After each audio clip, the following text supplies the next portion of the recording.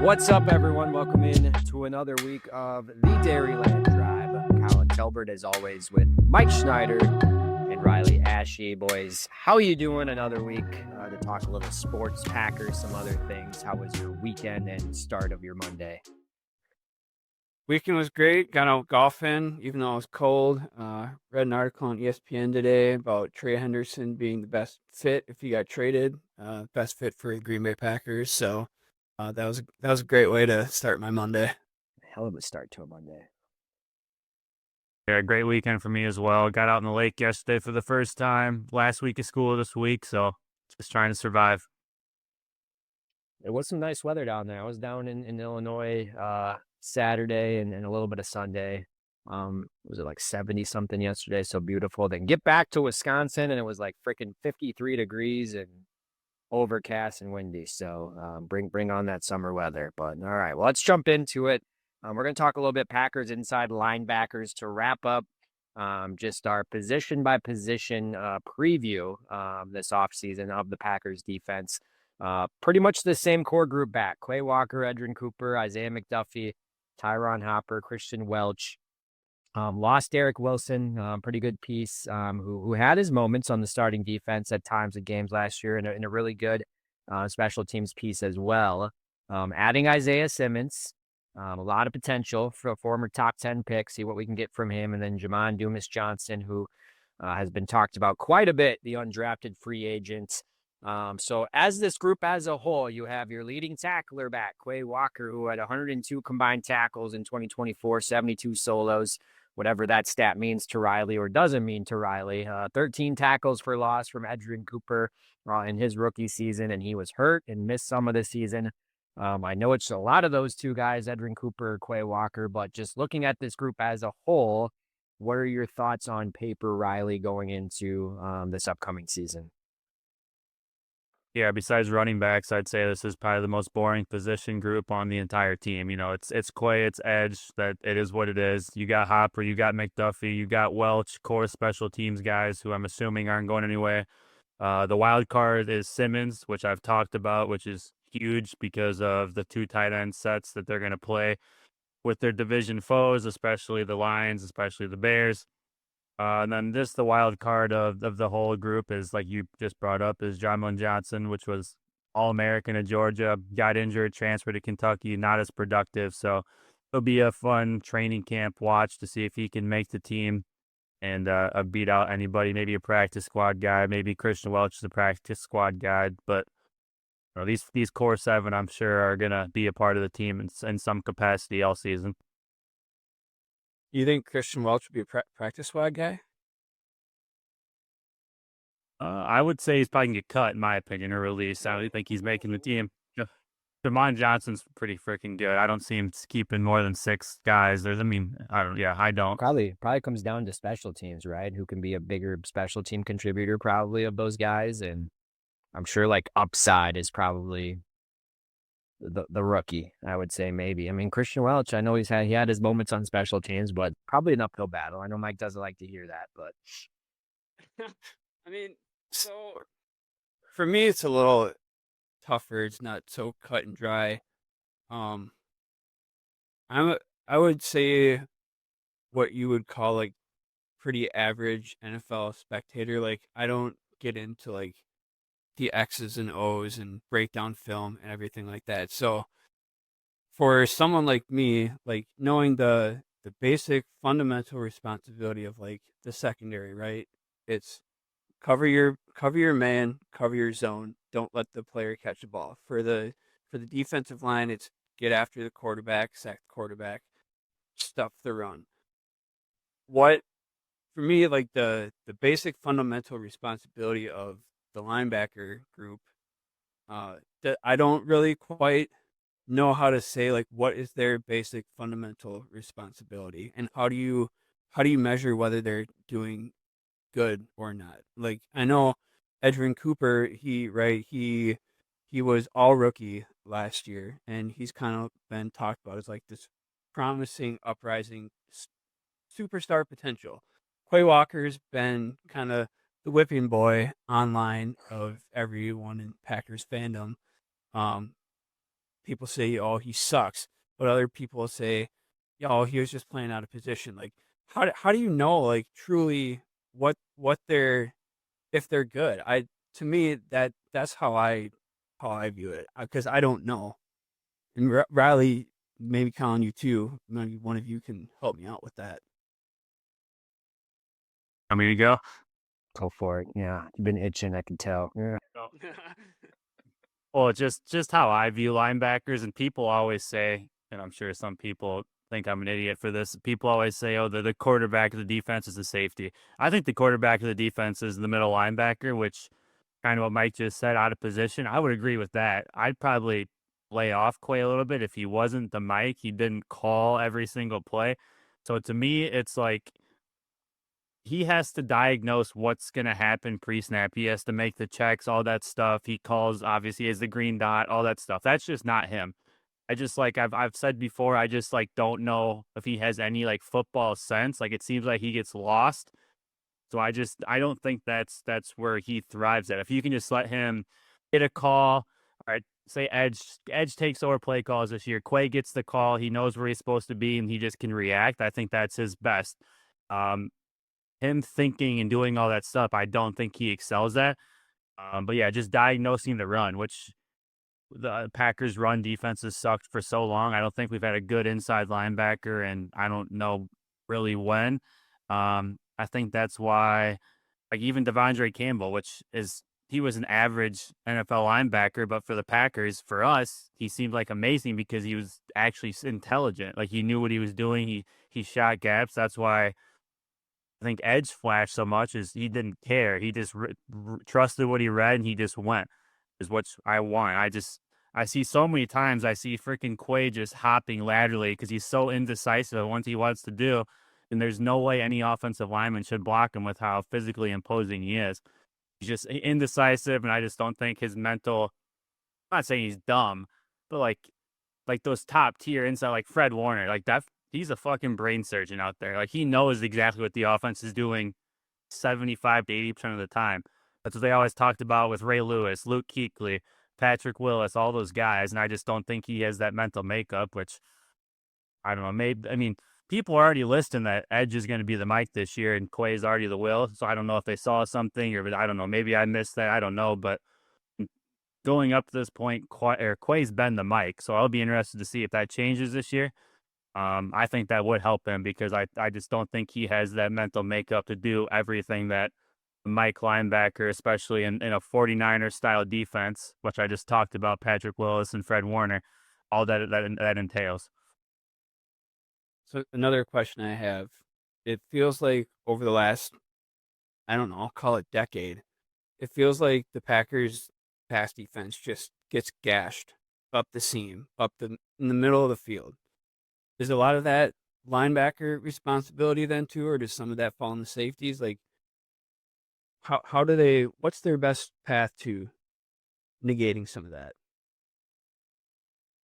I'd say I wouldn't blame like last year, yes. Like last year, Halfley finally brought back the cover two defense where the Mike, which like Brian Urlacher made this famous with the Bears.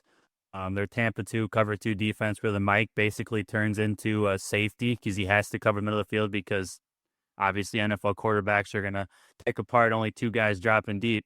But before this last year, the Packers really didn't do that. They ran a lot of cover 3 or just basically one high, single high. So that was a lot of the fact that their free safeties kind of sucked. I mean, think of the years the Packers were actually good. Their secondary. We had Nick Collins. He was sitting back there. He made plays. Clinton Dix had like those 2 years where he was insane. And those were the years that the Packers actually had a good pass defense. When they haven't had a good free safety, but they haven't been good. Now, Halfley changed that all last year. So Quay and everything over the middle last year when they probably at least a third of the way through the season when they realized they didn't have a pass rush and they started running all the zone that they did. That's on Quay, which, like I said, he just has no. Not that he has no football sense. I'm being hard on him, and he just like, yeah, he just like doesn't. He just like doesn't see it. Like it's not like some people just like get it. Like this is what they're trying to do. He just like, I think he has to try mentally more than he needs to understand, and which slows him down. Like, I think he figures it out, but like by that time, it's like, oh, I'm slow, I'm already beat. He just doesn't have that natural, instinct basically to do it. So if they're going to run more man this year, it doesn't matter as much. But like we've kind of talked about, we're not real confident in their pass rush. So I'm assuming they're going to have to run cover two a decent amount. So yeah, that whoever's dropping deep in that middle is a big deal. Yeah, and I'll kind of piggybacking off that a little bit too. To me, and I know this isn't true, but to me it seems like Quay, it's like he doesn't watch film, which I know isn't true because I know they watch a lot of film, but it's like he doesn't watch film, and he doesn't, like, when he's preparing a week, he doesn't know like what the other team's gonna do. And like Riley says, it's a lot of guessing or a lot of second guessing. And you see a lot more of that than I think the plays that you see where his just natural athleticism takes over, and he does make plays, but those plays are usually kind of outweighed and outshined by the ones where, like Riley's talking about, him hopping or him, you know, diving at the wrong hole, and or just completely being out of the play. So I agree. I think he's the best where he just goes. And again, if that's and I trust Halfley's going to find ways for him to do that, especially if Cooper's like adding weight and getting bigger and stronger, and seems like he is more intelligent and has a lot better instincts. Like that might have potential to kind of be that kind of like middle infielder, middle linebacker, leading the defense on that side. And it is crazy if you think about it too. A lot of the guys you just talked about, like how much linebackers have kind of changed in like the modern era of like how much more athleticism and how much more they're able to do maybe than they did 10, 15 years ago. Because I do think you like Mike, you mentioned like what is the role kind of, or what is the expectations of a linebacker? I think it's a little bit of everything. Like a good middle linebacker in the league, I think you have to be able to blitz and get to the quarterback. You have to be able to tackle and read defenses. You have to be able to cover tight ends. You have to be able to cover running backs out of the backfield. You have to set everyone up. So I think there's like a lot of unknown maybe things that are things that go unnoticed. Of just, it's not as simple as go make a tackle or, cover this guy. I think there's a lot more that goes into it. And yeah, Quay certainly doesn't seem like he is that guy. But again, there might be, like Riley said, a role for him is if he could just be an athlete and use his speed, and not think a lot and just go. I think that's when we can get our best Quay. And we did see a little bit of that at some point, I think, when when I think him and Cooper can play together, I think that they can kind of balance each other out and play off each other. We just didn't get to see a lot of that. And I think that's the thing that kind of sucked last year, was they each kind of had their moments. Cause like, don't get me wrong, I think Riley would agree with this too. Quay had a good stretch last year. Like, I think he started playing better towards the end of the year, and then he got hurt. But there was a lot of bad, I think, before that. And it kind of was weird of like Cooper was hurt. Quay was playing like crap. Cooper kind of came back and started playing well. Quay still wasn't there, and then Cooper got, what, he get hurt towards the end, or I don't know. It was a lot of injuries and whatnot, but I don't know. That was kind of my next question too, is like, what is the ceiling for those two, do you think, playing together? If they can stay healthy for 16, 17 games and kind of play off of each other, is it a completely different linebacking core of kind of figuring out? Because like last year, like I said, they barely played together. Like, I want to know the total snaps that those two played together, and really didn't get to see the potential of it. It was a lot of McDuffie, it was a lot of Wilson, it was a lot of like backup guys getting like snaps. Like, what is the potential of those two playing together, of like what Halfley can do? Like, I think it's sky high of all the different looks that he can make and different things that he can do. I'm gonna let Riley take this first because that was gonna kind of be my question too. Is like, how do you quantify success with this group? Like, I mean, like I said before, you can quantify kind of some measurables with the secondary, with the linemen, but for me, it's a little tougher to quantify success, measure success with the linebackers. So I'll probably end up piggybacking off what Riley has to say. Yeah. I mean, with Edge, I think he probably should be a Pro Bowl type linebacker this year. I'm not saying all pro. I'm not going to say he's like Fred Warner all of a sudden, but Pro Bowl level linebacker is what I expect out of Edge. Quay, Yeah, like Mike just said, I don't know how you would quantify it or whatever. It's just probably going to be a visual thing for me. If Colin just said it's the hopping around. Like I cannot tell you how many times I'm watching a game and it's like something happens and then you like catch it on the corner of the screen. It's like, why the fuck is Quay over there? What the fuck? What is it like? So it's just like stuff like that. Like I don't want to like just wonder like what the hell is going on with why is he over in the other side of the field or whatever. Um, I don't know. I think my highest, and I'm obviously super high on Isaiah Simmons just from what I've seen, and I remember him from college and stuff. And he probably like I'm saying all this stuff. He probably won't even make the freaking team, but I mean, I think Quay and Edge together in early downs to stop the run, and I think the highest ceiling for their pass defense is Edge and Isaiah Simmons in there together with 5 DBs. I think that's the most versatile they can be because then they can send Edge if they want to. They can play man, they can play zone. So just my creative brain, because whatever and how I would do it. And Hafley's obviously 10 times smarter than me. But I think he can be a mad scientist. I kind of said that last week. I just think you can do so much more if you can get something out of Simmons with Edge. Um, I mean, I brought this up like months ago, but hey, fucking get Quay down the fucking edge. If it's 3rd and long, I'd rather have him rushed off the edge than fucking Lucas Van Ness or fucking Enek Barre. Like he's more explosive, he's bigger. Like I don't teach him some of that shit. Like that's the most versatile I think he can be that we haven't tapped in with him. But yeah, I don't know. Just I just want to see him just like not on the opposite side of the field, like just completely lost out of the play. But yeah, I expect big things out of Edge.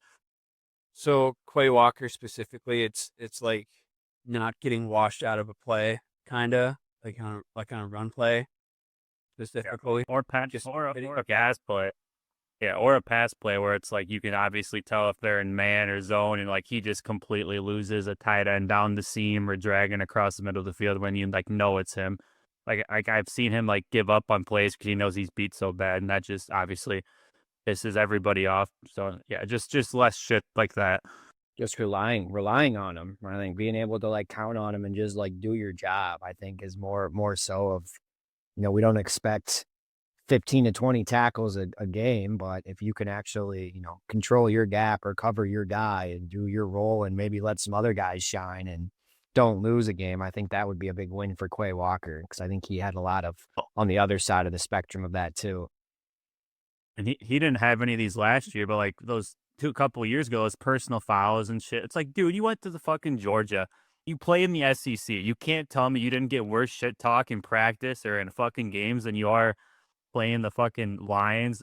Like what? Come on, man. What is wrong with your head? Yeah. But hey, he did take a little bit step up, I think, or maybe he's grown up a little bit. I guess we'll see. But so going into this question, because I think it's interesting too. Who leads the team in tackles from this group or out of this group? I would assume more times than not that your leading tackler is going to be your linebacker, if they're good or if they're not, because they're going to get a majority of the chances. Do we see another year of Quay Walker leading the team in tackles, or are you going to see someone like Edrin Cooper take the next step and get more opportunities? If you were a betting man, who would you say has more tackles or lead the team in tackles this year? How many games did Cooper miss last year? Do you have that in front of you? I'd say off the top of my head, let me see, Cooper. And did Quay miss some too? Yeah, You say that? Clay's been hurt every year for a couple of games. Okay. I would just say Edge. Well, yeah, I was gonna say Cooper. Cooper came in banged up. That's why he missed early on in the season and stuff like that. Like he had a pre-existing, but yeah, I don't know. And I don't know. Yeah, all the talk about and what he flashed last year, I think I would pretty easily lean him. I think he's just better and just gets it more instinctual, more impactful. So I think he played 14 regular season games, so missed 3. That's Cooper. Okay. I'll go with Cooper as the leading tackler. Okay. Quay, I think Quay was about the same. 1, 2, 3, 4, 5, 6, 7, 8, 9, 10, 11, 12, 13. Oh, actually, he had played 13 regular season games, so he missed 4. So about the same, but All right, so Interesting. consensus. That's interesting. So consensus with Cooper still, or does that change things, Mike? That is a little interesting that Quay played one less game but still had 25 more tackles last year. Yep. Well, So I think they were they were acting like McDuffie was like close to Cooper, and they were giving McDuffie all those snaps early on. They fucking still ease played. Cooper ease Edge too. okay. I'll stick with Cooper then, assuming he plays all the games. Yeah. Yeah, I would hope you would see more Cooper's role and even grow like what you saw towards the end of the season when you were like, okay, yeah, this guy's going to be good. All right, last question, and then if you guys have anything else, like I've been asking every single week so far with all the position groups, will this inside linebacker group win you a game, or will they cost you a game and lose it? I'll go with they'll win you a game. I think Edgerrin Cooper will at some point come up with a big stop in the hole, tackle for a loss, come up with an interception over the middle. If he is what people think he's going to be, and if he continues that trajectory, I think he'll be a key piece in eventually winning you a game. Just because of Cooper, I'll say win. Yeah, I completely agree. Obviously I'm super high on Edgerrin Cooper, what I think he can do. So I think he'll make more plays than Way will fuck up. So I'll stick with they're gonna win you a game. I mean, I think he's probably got the potential to be this at least the second best player on this defense, and maybe could be the best and have a bigger impact over McKinney. I know McKinney does so much on the back end, but I would think if the Packers do what they think that they can do this upcoming year, Edge Cooper's got to take the next step and have a huge impact on that defense. So I agree. I think they will win you a game just because of him, because I think he's going to be all over the field if he stays healthy. Knock on wood. All right. Anything else linebacker wise, or anything at all in general before we jump to the schedule release? So I have a couple questions for you guys. Now that we've covered every position group on the defensive side, who do you think gets the first interception, first sack, and the first forced fumble? I like that. I mean, I think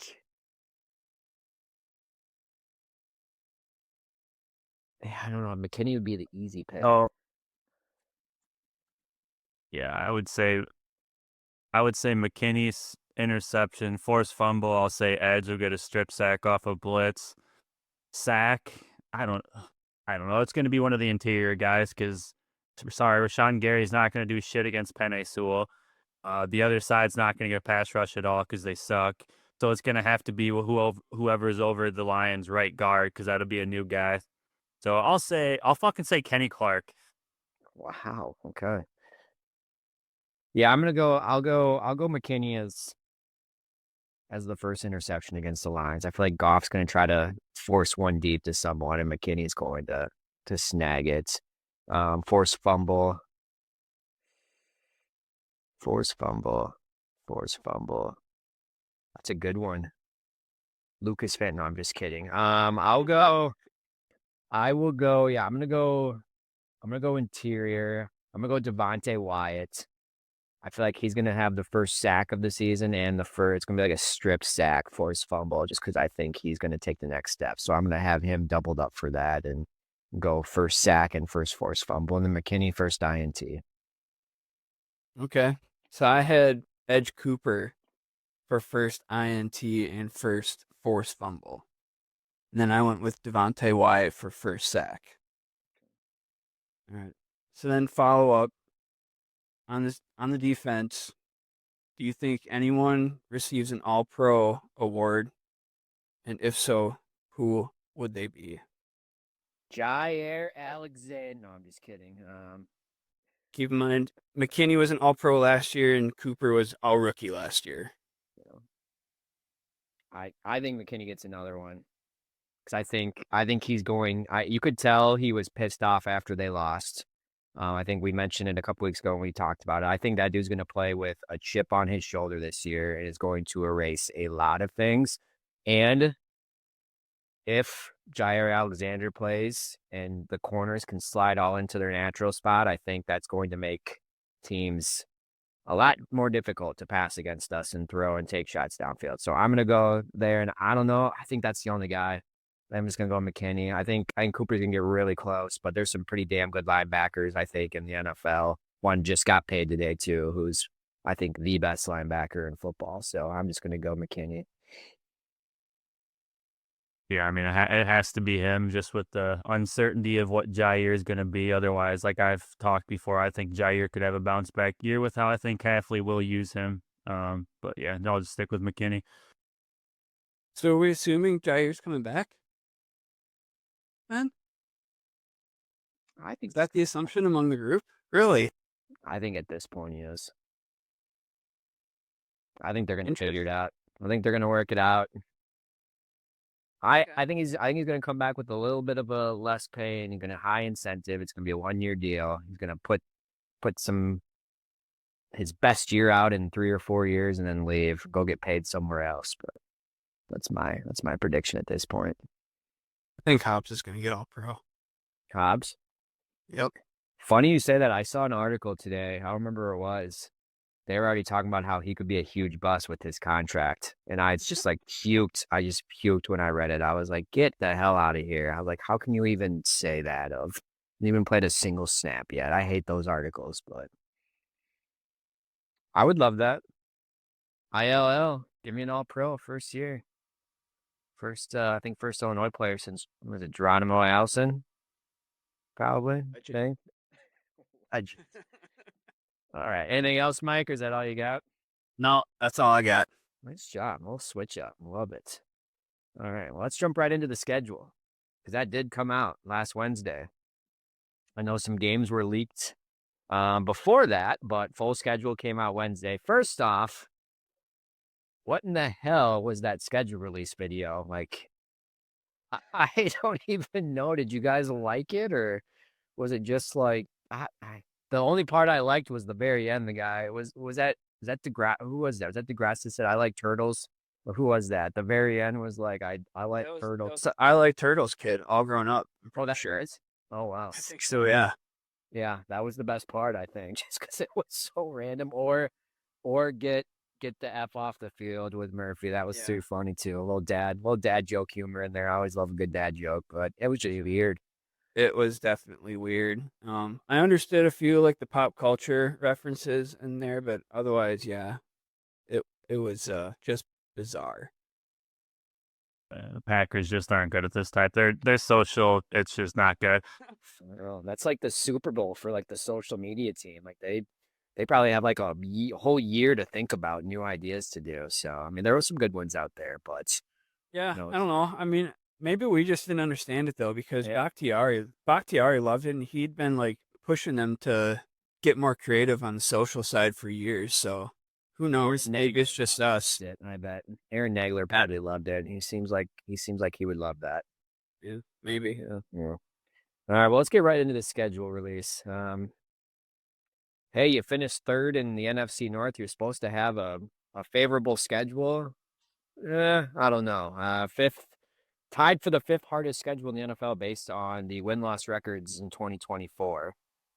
The first time in the Matt LaFleur era that they're going to open the season at Lambeau Field. And thank you, NFL. What do? They give the Lions at home week 1, and then a quick turnaround Thursday Night Football against the Commanders. So those are the first 2 games, which as a fan is fantastic. Give me 4 days or 2 games in 4 days to start the season at Lambeau Field. That's awesome. Browns away week 3, Dallas away week 4, or Lambeau Field South, whatever you want to call it. The early bye in week 5. I think that's like the earliest since 2021, 2022, something like that. Bengals at home in week 6, Cardinals away week 7, Steelers away week 8, Panthers and Eagles back-to-back home games in week 9 and 10, Giants away week 11, and then the gauntlet of divisional games or NFC North games. Vikings at home week 12, Lions away week 13, Bears home week 14, Broncos throw that in there randomly week 15, then the Bears again week 16, Ravens at home week 17, and Vikings away Week 8 team. So that is 9 games against playoff teams from 2024, including 4 division champs and then 4 primetime games, which wasn't close to, I think, was it the Vikings or someone, probably the Vikings or the Chiefs had the most. The Vikings had like 7, which is absurd. I think Chiefs had 7. And Chiefs had 7 too. But I guess just initial reactions when this came out, when you looked at it top to bottom. We'll get into a few more questions and breaking it down. But Mike, did you like the schedule? Were you not as happy with the schedule? Or are you ready to bust through a wall? Let's get to the freaking season, week 1. What was just your initial reaction when this came out at 7 p.m. Last Wednesday? Well, the first one that jumped out at me was the Steelers in primetime, week 8. Obviously, it seems NFL is anticipating that Aaron Rodgers will be playing in Pittsburgh. I'm guessing they wanted to put that kind of in the middle toward the end of the season when he's probably, kind of ramping up in getting his feet underneath him or whatever, kind of getting set there in Pittsburgh, to make it a better game between those two teams. You mentioned the kind of gauntlet through the division there. 5 of the last 7 games are divisional opponents. So that stretch there, I mean, it's probably going to determine whether they have a shot at the division or not. I feel like Dallas, they've never lost there so far. Hopefully that streak continues. And then the farthest they ever have to travel is at Arizona. Otherwise, I feel like the other road games are pretty manageable travel-wise. But Arizona should be like another home game. Packers fans travel really well there. What was the other one? Lot 7. I think what I have, like 5 of the last 8 are on the road. So a lot of early home games, but don't really get that home field cold Lambeau, which, I mean, that hasn't really been that much of an advantage the last few years anyway. But maybe that'll kind of strengthen their resolve a little bit down the stretch. Who knows? Yeah, I kind of going off what Mike said. I hated this schedule. I hate that we had to play the Bears 2 times in 3 weeks. I think that's a big fucking miss and stupid, especially if the league thinks the Bears are worth the shit, like everybody keeps saying.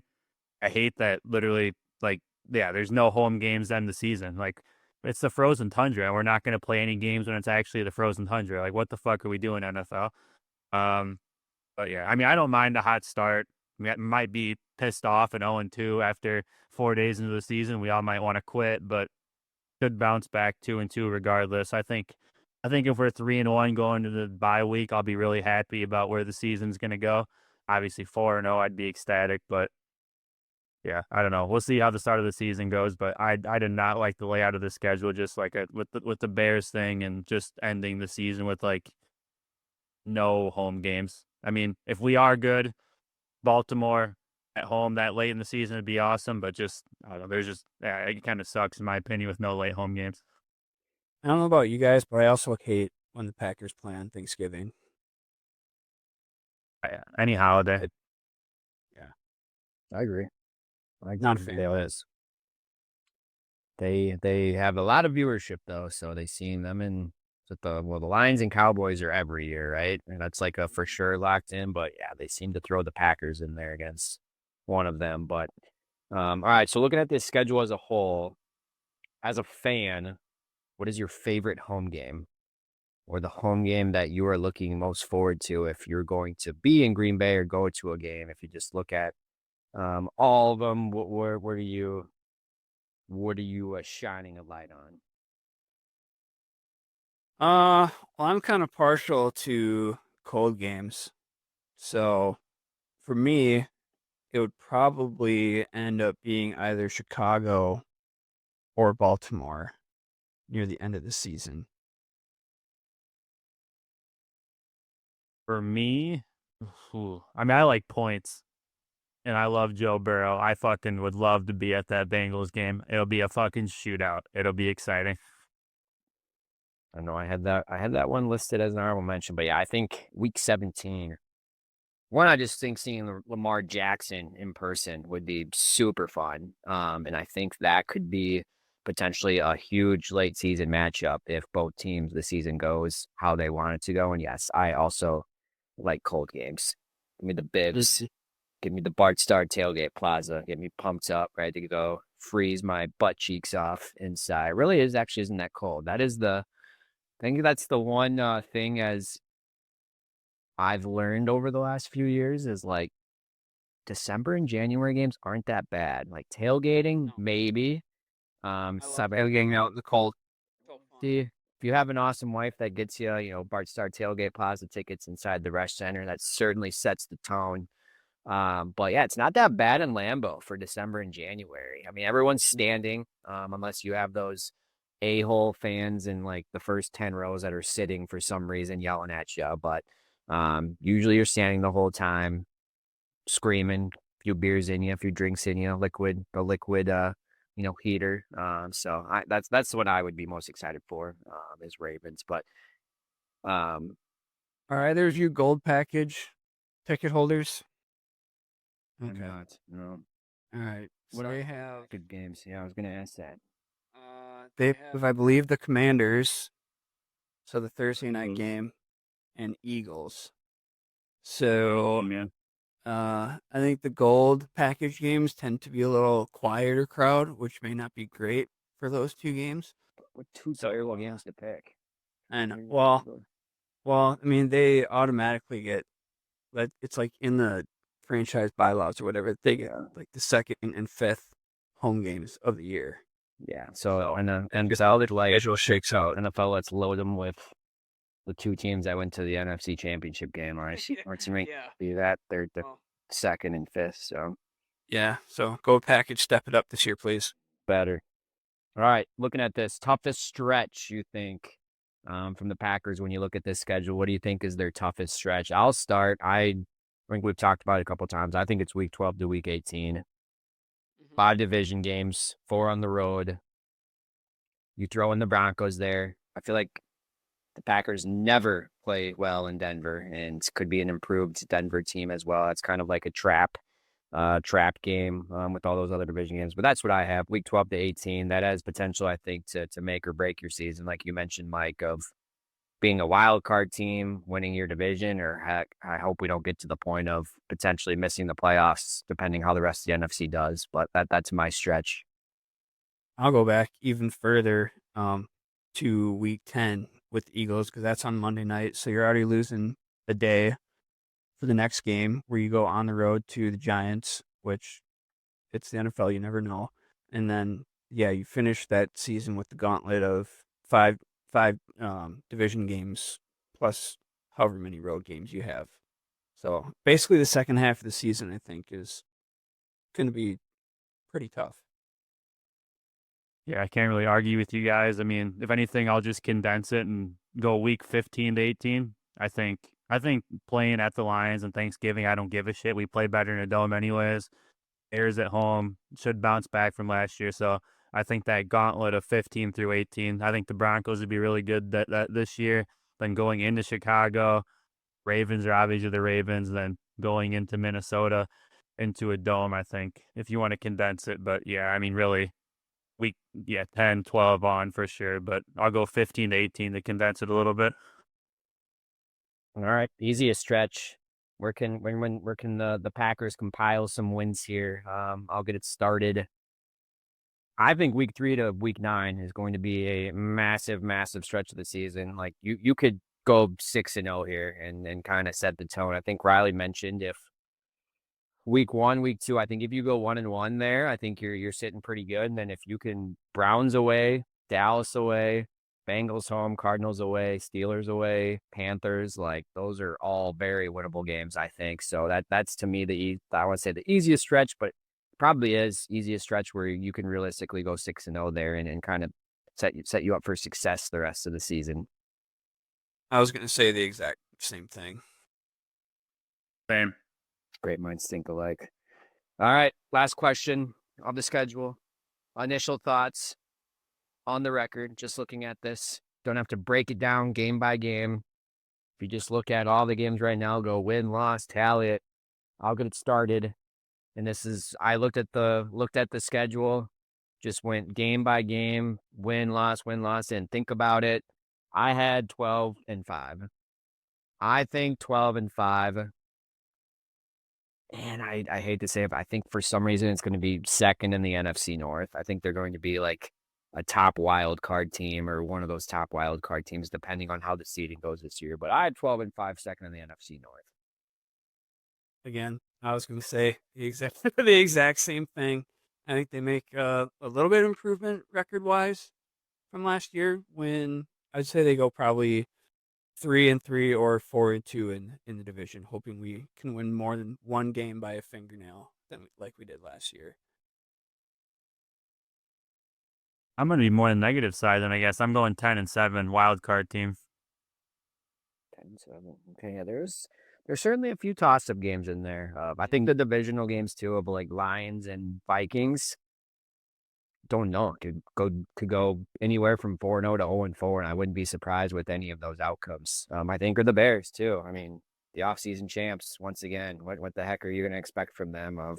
Usually you could chalk that in the LaFleur era. Usually at least one win, usually two, but God forbid Caleb Williams is actually decent this year, and that makes it even tougher. So yeah, a lot of it's going to depend on what Caleb and JJ are like in those in Chicago and Minnesota. I agree. Any final thoughts before we move on to the final drive? No final thoughts. All right, we're going to go to the final drive. And this week, and yes, I've probably stolen this from somewhere, but it just sounded cool. And I did not use ChatGPT for it either. Just thought of it. Game balls, lame calls, and hottest takes. So from the past week or week ahead or whatever you want for any sports at any level, we're going to say who our biggest winners are, our biggest losers, and our hottest take from this past week or the week ahead. So again, giving some game balls out. So we will start with the game balls, the biggest winner. I will start us off. All right. I'm going to switch her up a little bit. I think you both will appreciate this one. Have to give this one, and the head will probably keep growing. So hopefully, I don't know if he listens to this, but have to go with old Andrew Talbert, the little brother, the sophomore down in Byron. How about the Tigers? 28-4 on a 25-game winning streak, Mike. 25-game winning streak in baseball. Wraps up the Big Northern Conference undefeated, but it gets better. Andrew. It gets better. Big note on drops. Andrew in a big conference game last week against North Boone, who had 25 wins and in second place. He threw his third no-hitter of the season and hit 2 home runs in the game. He now has 9 home runs in the season as a sophomore, which broke the Byron single season record. So congrats, Andrew. If you don't get to 10, I don't know if he played today, if he hit another one in the regular season. If you don't get to 10, I'm not impressed. Just kidding. It's actually pretty impressive. So he's my biggest winner of the week, Andrew Talbert and the Byron Tigers. So Congrats, Andrew. We know them sucks. Whatever. Hey, they took Freeport to the behind the woodshed and gave him a little meeting too. So yeah. The Nick Penn's worse. Like they have 5 schools in that conference that don't even know what baseball is. All right. Stats wise, still impressive. So It is. all right. All right. Interview. My game ball and a little golf clap. I know Riley's going to love this. Goes out to Scotty Scheffler, winner of the PGA Championship this weekend. Dude's just the coolest cat out on the golf course. Like nothing phases him. Just shanking drives left for the first 9 holes on Sunday. Looked like he might give it away. Dropped a couple shots. lost the lead temporarily, but then he just comes back and he's just ice cold. Dude's just so cool out there. Nothing phases him. So shout out Scotty Scheffler. Halfway home now to a career Grand Slam. I called that one. Called it before you jumped on the old pod. I said 95% certain that Scott Scheffler is going to be Mike's big winner. He's had a feeling, but yes, very impressive. I wish I was an eighth as good as what Scotty Scheffler is at God. He was unreal. Right, Riley. All right. Mine's just the NBA playoffs in general. Just we're gonna have a new champion. 3 have never won the championship before. The Knicks haven't since like 73 or whatever. Which I'm a bandwagon Pacers fan right now. I just like how they play, how they just run, and it's just not the NBA style. So low key. I'd love to see a Pacers Timberwolves championship series, but yeah, I'm gonna say NBA playoffs just in general. It's to be like the 7th year in a row there hasn't been a back-to-back champion. So whatever they're doing, they're keeping all fans energized. Give the people what they want. They have. Yeah, I agree. I watched a lot of NBA playoffs this year. I don't know why, but they've drawn me in. But okay. Our lame calls, our biggest losers of the week. We'll bring it right back. Riley, who is your biggest loser of the week? Or what is your biggest loser of the week? Well, mine was the Preakness, just because fucking sovereignty, which we've known about this for weeks. We said he wasn't going to run, whatever. It's fucking stupid. So I just don't think it got the hype, and it literally ended up being probably the most exciting Preakness fucking race of all time. The journalism literally bounced, like pinballing off 2 other horses, and then literally running down whatever fucking horse was out in front. He ran him down like nothing I've ever seen before. So yeah, if that was actually more anticipated and some shit like that happened, that would have been even more insane than it already was. So my lame call of the week was fucking sovereignty owners, whatever. What do we fucking do? Like, what are you doing? Just run. I don't know. I don't get it. My loser of the week is the Toronto Maple Leafs.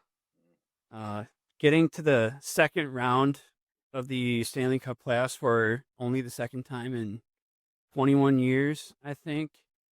Got up 2-0 on the defending champs, proceeded to get down 3-2, and in game 5, got blown out at home, 6-1. Was able to tie up the series, and then proceeded to then get blown out again last night to get eliminated, I think 5-1, 6-1, something like that. They've got some big contracts coming up. Who knows what they're gonna do? If they feel like they're kind of like the Core's everyone's kind of Core's done. huh? Their core's done. Core. They're leaving. Oh, they're leaving. Yeah. Mitch Marner's going to the Blackhawks. Colin. No, we do not want him. No. You need some talent. I'd take any talent at this point. Any talent. Yeah. So Toronto Maple Leafs. Everyone thinks this is finally their year, and then just set it to clockwork. Just get bounced in the first or second round. Okay. Yeah, they were just giving up goals left and right. They didn't even. They scored a goal to make it 3-1. And then the TV crew didn't even have the face-off, and they scored a goal out of play because that's how fast they were scoring. So, all right, my biggest loser of the week, and they know this is coming. We'll switch it up a little bit. You're on the clock, which my brother-in-law Lucas Layshock does. Last week, they did best Adam Sandler movies. So they did a snake draft of the best Adam Sandler movies. 3 guys drafted, 5 rounds, 15 picks. They did not select Billy Madison in any of those 15 picks. One of the most absurd things that I've ever witnessed and listened to. And then I texted Lucas while he was recording his next episode, and they talked about it on this latest episode, saying, oh, Colin was not happy. He thought it was absurd. And his co-host, Justin, doubles down and says, well, we just didn't grow up in that era.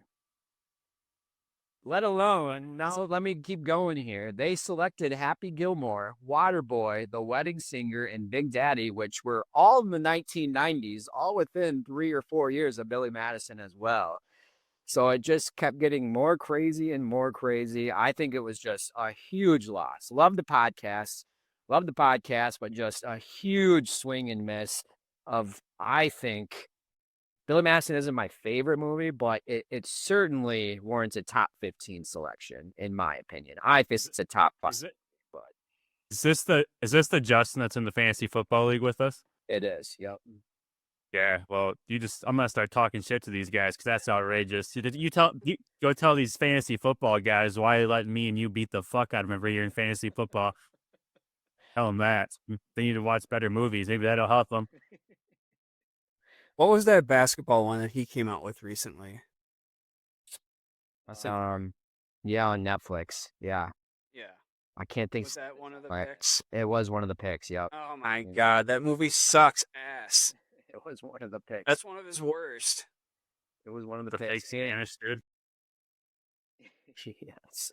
And Ann Edwards, I think, was in it too. Yeah, That's the only redeeming quality about it. pretty much. Oh, he plays the villain in it, Aunt Edwards. So, I mean, yeah, we can get into it. I will just. Oh, you guys go listen to the episode. It's making us talk about it. So Lucas is doing a great job over there on You're on the Clock. It was just like I said, an outrageous take of no Billy Madison. And again, it's like early, stupid but funny Adam Sandler film, like very similar to the ones that I listed off. I don't know how you don't select it, but that was my biggest loser of the week. Specifically, Justin, you were my biggest loser of the week. If you listen to this, so You're on the Clock, episode 9. Best Adam Sandler movie. So, all right, we'll bring it back. We got our hottest hot takes of the week. Here's mine. Bear with me, Mike. Talking a little football, little soccer. Mike, if you're not paying attention to the top 5 finish right now for the Premier League to get into the Champions League, if you know what the Champions League, I think Riley's mentioned it before. It's like all the best teams in Europe go and play. The top 5 is insane right now. So from 2 to 7, so 5 teams, 2, 3, 4, 5, 6, 2 to 6. Sorry, 2 to 6. 5 teams are all within 1 point of each other right now with 1 game left. Now, Manchester City has a game tomorrow, which Riley seems going to take care of. I'm going to get to that. My hot take is the back to back EPL champs who make the Champions League almost every single year, Manchester City. They are not going to finish in the top 5. They are going to miss out on the Champions League because AFC Bournemouth's going to beat them tomorrow, and then they're either going to lose or draw their final game. I think they're going to finish 6 or 7. So that is my hot take of the week, which Mike's like, how hot is that? It's a pretty hot take, Mike. I know Manchester City hasn't played. They haven't played great this year, but they're still, I think, in 4th or 5th place right now. That's my hot take. I think it's going to happen. So, All right. My hot take goes back to my game ball. My hot take is I think Riley, I think Scotty Scheffler, when his career is over, he will have either tied or passed Tiger in number of major championships won. Scotty currently is at 3. He's 28 or 29. Tiger has 15. His most recent came when he was, I want to say, like 45, maybe a little bit younger than that, early 40s. I think by the time Scotty's career is over, he will be considered a top 3 golfer of all time. That's my hot take. that's pretty spicy. So that's an uphill battle. Mine actually kind of follows the same line as Mike's. Obviously, I'm not going to talk about golf. I'm going to stay in the, as Colin would say, football realm. Mine is, nobody that listens to this, and obviously Colin will know who this is, nobody else is probably going to have any idea what the fuck I'm talking about. But Lamine Yamal is going to be the best soccer player, passing, in my opinion, Messi, essentially as the greatest soccer player of all time. Only 17, already Barcelona's best player. Barcelona top 3, 4 club team in the entire world every single year. Last year, it's a 16-year-old. He led Spain to the Euro Championship, so all the European countries play championship.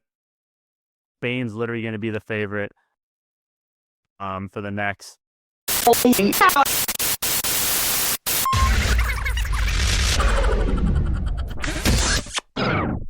Lamine Yamal, 17-year-old from Spain, plays for Barcelona, going to pass Messi as the best soccer player ever. He led Spain to the Euro Championship, so all the European countries play, blah, blah, blah. Beat the shit out of everybody. Spain's literally now the favorite national team for every tournament, every World Cup, everything for the next 15 to 20 years because, like I said, he's only 17. So yeah, he's insane. The shit he does weekly, the last 4 weeks in a row, he's just had fucking absolute insane shots. He's just I'm walking highlight. He came from nothing, so work ethic, everything. He's pretty low key. He's just gonna keep it up and keep getting better. He's a freak. All right. Does he bend it like Beckham? He fucking bends it like from like ways that should not be possible. Mike gets a golf clap for that reference. Good job. It's a very good reference. Thank you. I'll have to do one of those like when I'm editing this bad boy. I'll have to do one of those like Riley's camera goes out and like the fast forward us talking like really fast and then jump to when he comes back. See if I can figure that out because everyone is watching us still on video. So thanks for hanging in there. But we will try to edit that out to fun because I think me and Mike were just flabbergasted. Yeah, just chopping it up. Didn't know what was going on. Lost the third. So, but all right. Well, that was game balls, lame calls, and hottest takes. That was the final drive. Everyone, thanks again for listening to another episode. We're in double digits now. Keep sharing us, telling us how we're doing, telling everyone to listen to us. Share us on your favorite, however you listen to your podcast, Apple, Spotify, whatever. Follow our socials, the X, the Facebook. We're on YouTube. I think we got video rolling all over the place besides Apple, but we'll see. We'll figure that out. But everyone usually does Spotify and YouTube anyways. But that is it for this week. We will see you next week where we'll jump on the offensive side of the ball. Have some other fun things planned. But as always, Colin Selbert, Riley Ashe, Mike Schneider, have a good rest of your day. We'll see you next week. Love you guys.